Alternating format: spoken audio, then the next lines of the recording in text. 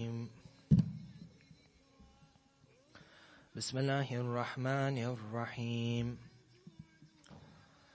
الحمد لله بارئ الخلائق الأجمعين، باعث الأنبياء والمرسلين، ثم الصلاة والسلام على أشرف الأنبياء، حبيب قلوبنا وشفيع ذنوبنا أبي القاسم محمد.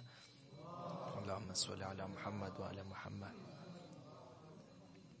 والصلاة والسلام على أهل بيته الطيبين الطاهرين المعصومين المظلومين،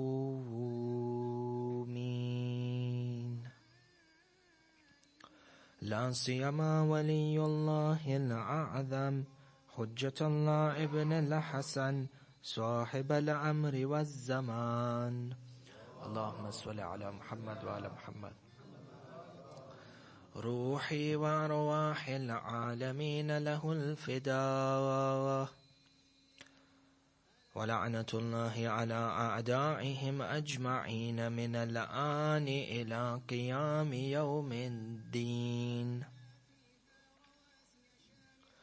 صلى الله عليك يا مولاي يا أبا عبد الله، صلى الله عليك يا مولاي يا أبا عبد الله، يا رحمة الله الواسعة ويا باب نجاة الأمة، يا غريب الغرباء، يا مظلوم كربلاء. السلام على من جعل الله الشفاء في تربته. السلام على من الإجابة تحت قبته. السلام على ساكن كربلاء. فيا ليتنا ثم يا ليتنا كنا معكم سادتي يا سادتي، فنفوز فوزا عظيما. أما بعد، قال رسول الله صلى الله عليه وآله وسلم: اللهم صل على محمد وعلى محمد. إن الحسين مصباح الهدى وسفينة النجاة، صدق النبي وآمنا به. زينوا مجالسكم بذكر محمد وآل محمد. اللهم صل على محمد وآل محمد. A second of your loudest salawat for the hastening of our for the reappearance of our 12th Imam, Sahib al-Amri wa zaman. Allahumma salli ala Muhammad.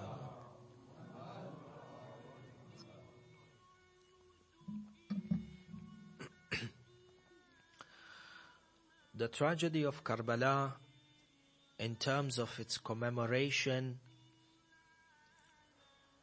the entire Muslim world is obligated towards the commemoration of Karbala and reviving the legacy of Karbala from two perspectives. Ulama and Mufassirin have said that the two faces of the commemoration The two dimensions are equally important, like two sides of a coin. In regards to Imam al-Hussein, there is the ibrah and there is the abara. You have the tears and you have the lessons.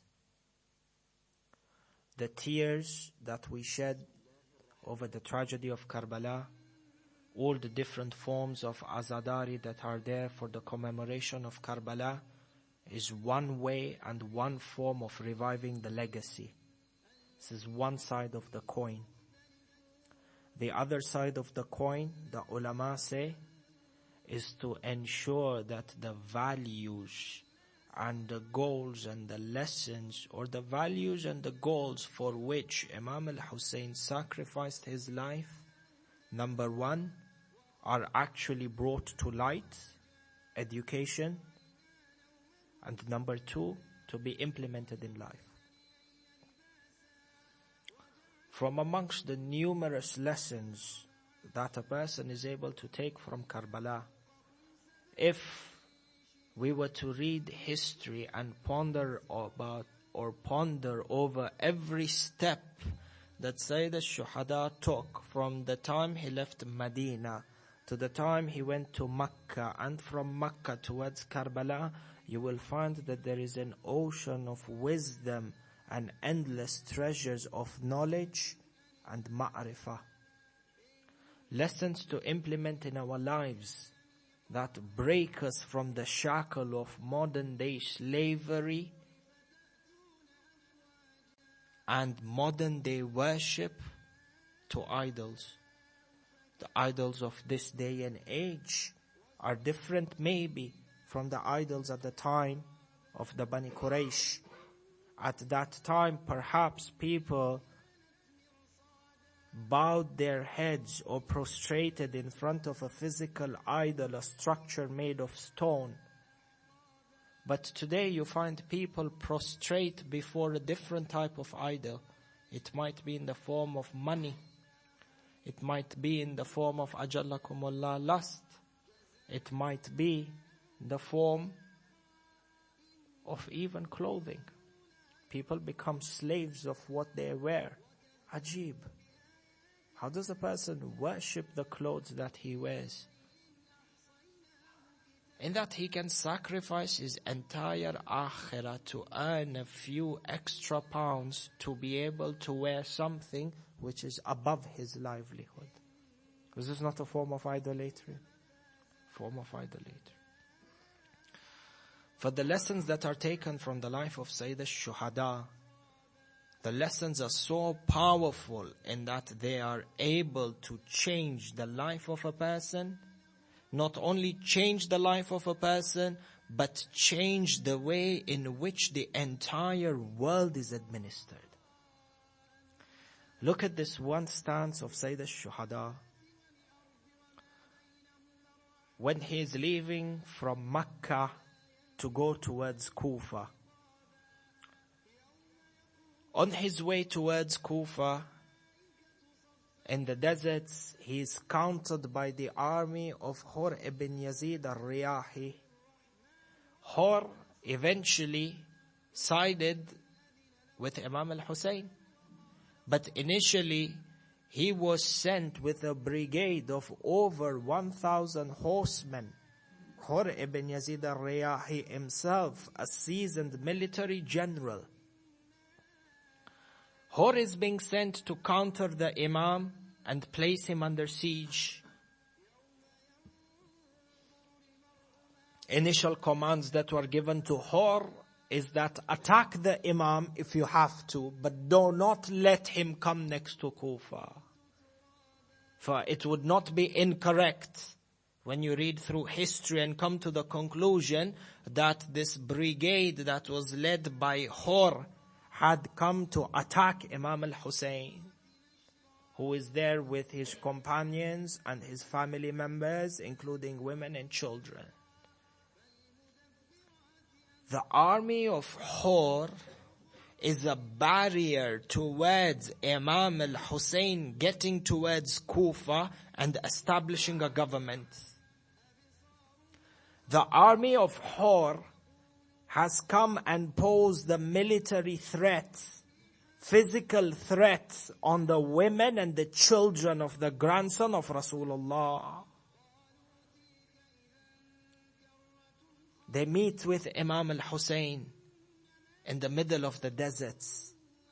And the historians tell us that the army of Hor, when they had come from Kufa or from the direction of Iraq, Kufa, they had run out of their water supplies.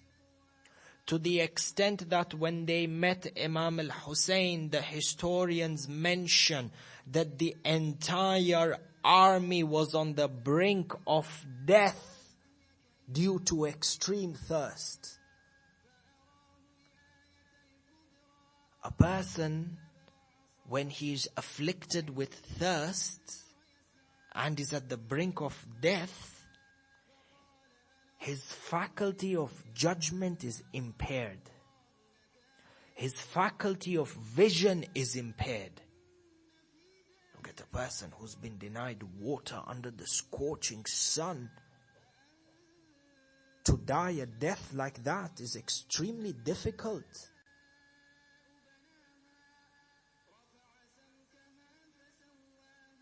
A 1,000 people. The historians tell us that when they reached Imam al-Hussein, and this was their goal, despite them being at this state, Hur tells Imam al-Hussein, we have come here from the side of Umar ibn Sa'ad, and you are not allowed to move.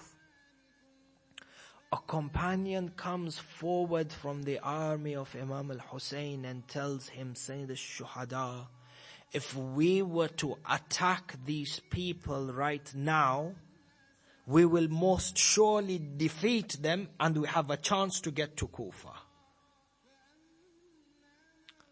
What does Imam al-Hussein do? He says, no.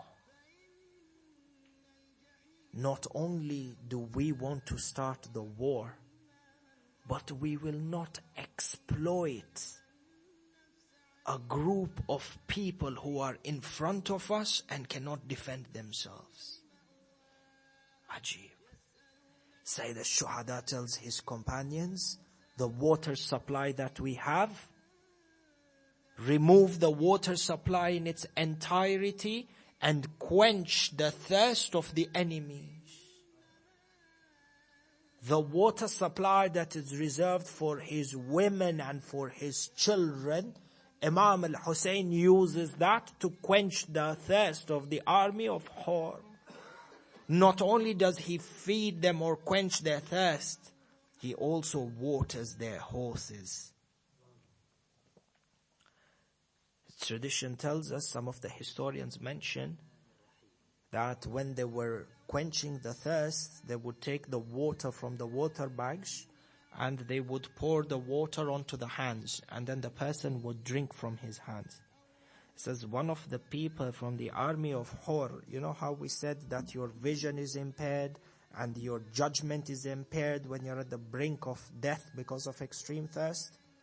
The tradition mentions Imam al-Hussein was pouring the water for him from the water bag onto his hand. This man could not even, he didn't even have enough energy to raise his hand to scoop the water to drink. So Imam al-Hussein put his blessed hand on his chin and he made him drink the water. The same army, with the exception of Hor and his son, and according to some traditions his brother, who defected to the side, who came to the side of Amir al-Mu'mineen, not defected, embraced the side of Amir al-Mu'mineen.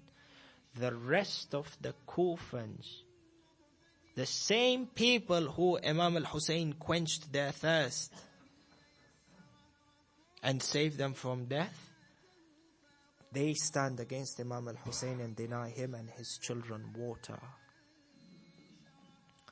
The lesson that we were saying over here, which needs to be pondered upon, and we touched upon this perhaps maybe in last year's majalis, But the lesson to touch upon over here is the concept of exploitation. See, when we read history, we read everything analytically. Over here, you have an army sent by the tyrant force, which is at the brink of death, and they are a barrier towards you and getting towards your final destination, Kufa. Imam al-Hussein could have exploited the thirst of the army of Hur. Imam al-Hussein could have exploited their weakness. He could have taken advantage of the fact that they are dying and shed their blood. History would not have blamed him. Because this was a tyrant government that had usurped the rights of the children of Rasulullah. Do they not say that everything is fair in war and? Perhaps historians would not have condemned Imam al-Hussein. But Imam al-Hussein's revolution was a revolution of principle. Even if his enemies are at the brink of death, he will not exploit their situation. What if the dunya was to take a board? Leave the dunya, the Muslim ummah was to embrace this message of Imam al-Hussein. How much exploitation do you find in the world today? Especially when it comes to labor rights, human rights. These are not even people who are enemies. Look at the amount of exploitation that occurs within the GCC countries. These are people who are exploited, are not even their enemies. They are part of a labor force that is supposed to contribute towards the economic development of that nation. They are your allies. And they have been exploited. What would they do to an enemy? Human rights statistics have suggested that there are between 15 to 25 million migrant workers within the GCC countries. The reason why we state the GCC countries, because it is claimed that they are Muslim states. Islam, as a religion, as an ideology, proposes the best way of life and secures the rights and safety of every citizen living in that land, regardless of faith, regardless of color, regardless of ethnicity. This is a lesson that was taught from the government of Amirul Mu'mineen. Is he not considered to be an imam between all the sects? Why isn't Amirul Mu'mineen's model of rulership used as a benchmark? Amirul Mu'mineen one day walking in Kufa, he finds there is a beggar on the street. Amirul Mu'mineen walking with some of his companions, overcome by anger. What is this? What is this in my capital? In the city that Amirul Mu'mineen lives? In a city that Amirul Mu'mineen rules? Ma'kul? Is it possible that you find a person begging under my watch? He said, what is this? They say to him, Amirul Mu'mineen, he is a Christian. He said, wa'in? So what? So what if he's a Christian? Is he not living under the banner of Islam and under the, you can say, flag of an Islamic nation? Does the dhimmi, non-Muslim, not have rights within the Islamic land? Straight away, he organized for a salary to be organized for this Christian man, such that he does not have to sit on the street and beg.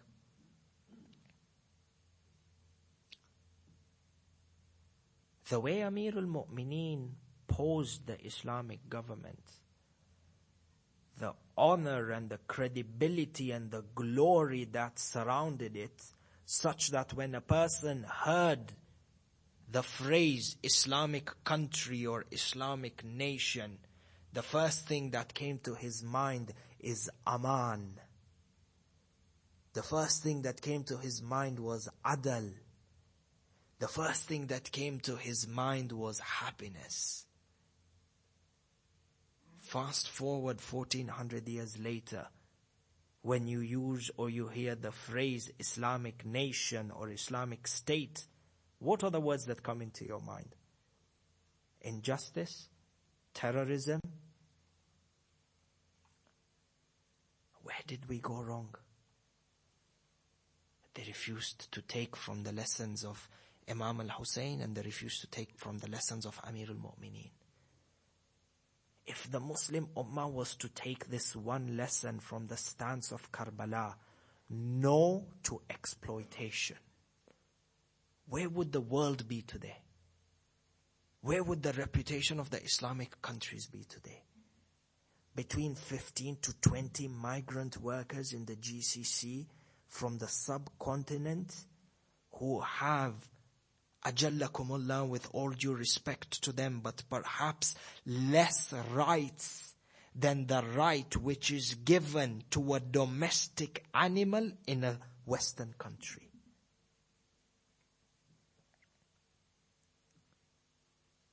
Are there not rights for animals over here? Stray dogs, stray cats, anything. Who is there to take care of their rights over there? Have a hard-working Muslim from Bangladesh or Pakistan or India who is not able to earn a living, is not able to feed his family. His heart burns, his children are dying in front of him. So they go to any country which will provide them some sort of risk. And these countries that take them in as migrant workers, you think they don't know? They know. And they exploit that situation. Beat them if you have to. Abuse them if you have to. Confiscate their travel documents if you have to. Because no matter what you do, they will come back to work over here. Majboor. What he can do in his life? Exploitation. Until you exploit the person's majboori, you exploit the person's ill fate and poverty to drench out of him every drop of life. Look at some of the monuments, touristic monuments that are built at the cost of how many lives? At the cost of how many lives? On top of that, the person who risks his life under a 50, 55 degrees heat to build that structure at the risk of his life. How many of these builders or construction workers actually have a chance to benefit from that tourism? How many of them are able to come back with their families and enjoy what they built? Marco. And this is an Islamic nation. This is an Islam whose citizens are followers of Rasulullah. Which Islam is this? Imam al-Hussein would accept. This we're talking exploitation at probably a mass economic level. But exploitation happens at a number of levels. It can be exploitation even within the context of the home. If not over here, perhaps in Africa, other parts of the world. Do Muslims not hire house helps and housemaids? What rights are they given within the house? Imam al-Hussein would accept this. Imam Sahib al-Amr would accept this. I recite in my house, Allahumma kulli waliyyika al-faraj. and the same house help who helps me in my chores in the house, who helps me raise my children, I give them the leftover of yesterday's food to eat. MashaAllah. Ahsant. This is the Islam of Imam al-Hussein. These are the Shi'as of Imam al-Hussein. We come and we cry. We don't say don't cry. La. Perhaps this person, when he comes to the Majlis Imam al-Hussein, and through his tears, his heart might change. But we need to think about this. Exploitation. You look at the statistics of exploitation, even here in the UK. How many prominent businesses or organizations have brought in migrant workers from abroad and purposely put them on minimum pay and train them for 14, 15-hour work? Muslims, despite having a role model like Sayyid al-Shuhada, Ajib. What is our responsibility? What is our duty? Number one, we implement the lessons of Imam al-Hussein in our own lives. Let me never exploit. The word or the example that we've used today is in terms of migrants and immigrant workers. But I should put in my life that I should never exploit somebody else's misfortune. Which is the biggest lesson. One of the biggest lessons you can take from Sayyid al-Shuhada. If I want to take lesson from the life of Imam al-Hussein, one practical thing that I can do in my life, do not exploit the misfortune of your fellow brother, regardless of his faith or not. Now we have a big sign over here. If a person is not your brother in faith, he's your brother in humanity. Number two, we need to be active in the field of human rights. Imam al-Hussein, Amir al-Mu'mineen, champions of human rights at their time. Imam Sajjad, salawatullahi wa salamuhu alayhi,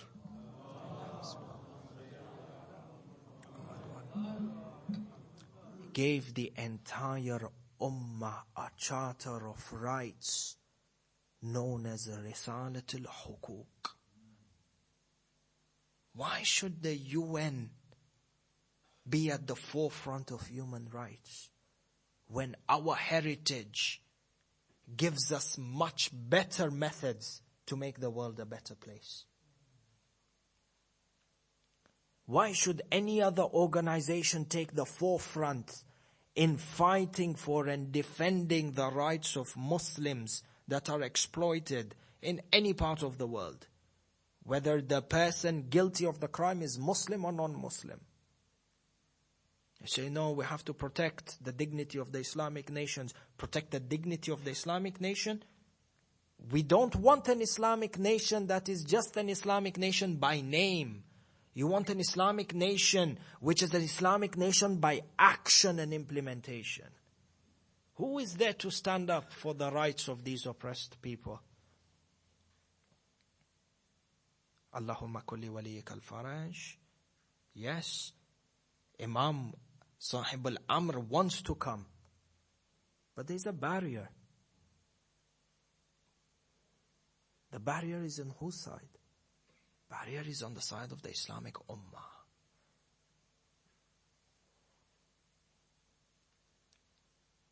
We need to be on the forefront of human rights, that in a peaceful, non-violent manner, we should be the ones providing the world with a charter on human rights. We are the ones who need to expose the teachings of Ahlul Bayt to the rest of the world.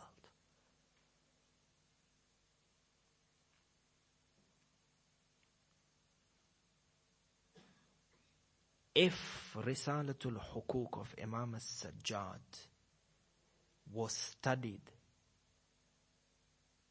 and then commentaries written on that and distributed to universities, distributed to organizations such as Amnesty or UN, and you see these people, the thoughts which they thought they discovered in the 19th or 18th century are thoughts that were given to us by our Imam 1400 years ago. And these manhaj or these thoughts are far much more precise and flawless than what other people give to us. It is our responsibility to teach the world of these lessons when it comes to morality, when it comes to humanity. Teach the world what heritage our Ahlul Bayt left for us. To do tabligh nowadays is very easy. At the click of a few buttons, you have the entire world as your audience. And this was not available for any other generation of Shias before us. The time of Sheikh Saduq, and the time of Sheikh Mufid, at the time of Sheikh Abbas al-Qummi. You know Sheikh Abbas al-Qummi, when he wrote Mafatihul Jinan, how many years this book, which is known as Mafatihul Jinan, in every household of Shias across the world, you find the book Mafatihul Jinan. You go to the Haram of Sayyid al-Shuhada, perhaps within the Haram itself you will not find less than 5,000 to 10,000 copies of Mafatihul Jinan. You go to Haram Amir al-Mu'mineen, same thing. Qadmain, same thing. Samarra, same thing. This Sheikh Abbas al-Qummi, Mafatihul Jinan, how many years it just stayed as a pile of papers with supplications before it finally got printed, before he finally got a global audience. How they had to struggle to make their message be heard by 100, 200 people. Today we have a ni'mah. One clip you make on YouTube about Risalatul Hukuk, and you can touch 1 million people. One tweet about one clause of Imam Sajjad, you can change the lives of potential 1 million people. For us, our responsibility towards Sayyid al-Shuhada is twofold. Number one, commemoration of the legacy through the tears and through the azadari, one side of the coin. The other side of the coin, 2 parts. Understand the lessons, the values and the goals of the sacrifice of Imam al-Hussein. And number 2, to implement them in our lives and make sure that we do tabligh so that other people have a chance to access this truth, to benefit from this truth, to make the world in which me and you live a better place. This was the goal of Imam al-Hussein.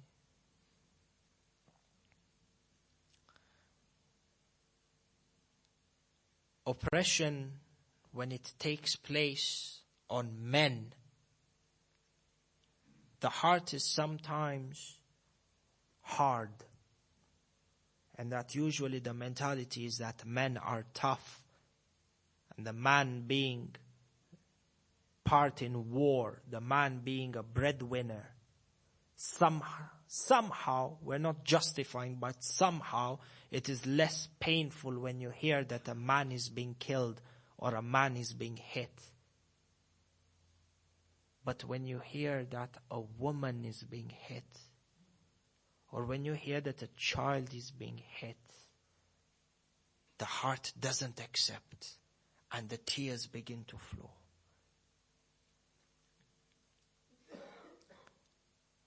how much were the women of Ahlul Bayt hit and abused, insulted from Ashura to Sham. Apart from the physical pain, the psychological and the pain, emotional pain that these women endured, we can never fully understand. Who can comprehend the pain of this lady known as Rabab? It's very difficult. You will see that when a death happens in the community, if a woman has lost her newborn child, it is extremely difficult for the mother to come to the graveyard and see her child being put 6 feet underneath the ground. Perhaps the mother will die from grief. Perhaps she will never recover from that shock. Which is why the Sharia says it is makruh for the woman to go there. Because the creation of woman is such that her heart is soft. It is not a defect. It is the way Allah has created her. For a woman to see her infant child being buried is extremely difficult. Then what happened for Rabab? When Imam al-Hussein comes back with an infant whose neck is being shattered.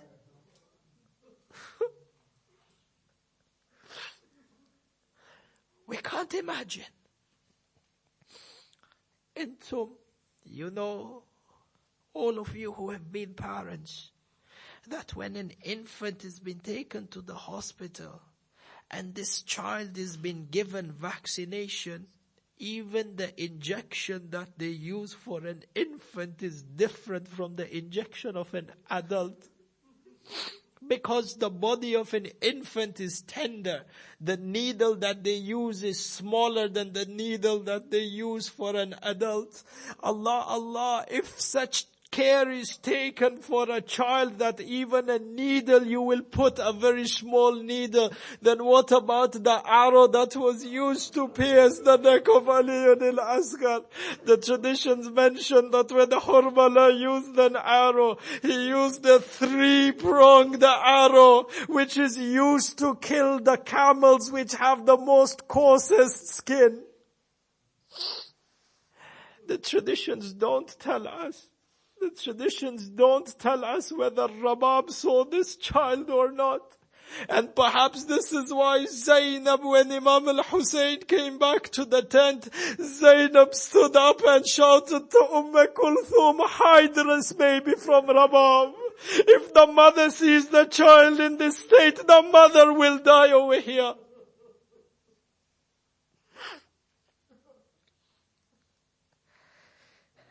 إنا لله وإنا إليه راجعون ولعنة الله على قوم الظالمين من الآن إلى قيام يوم الدين. مات مع حسين.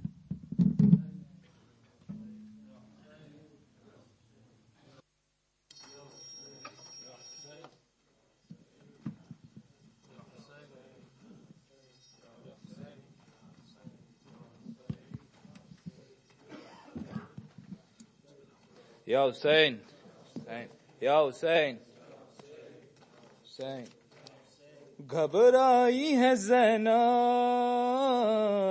आया है Medina घबराई है ज़ैनब आया है Medina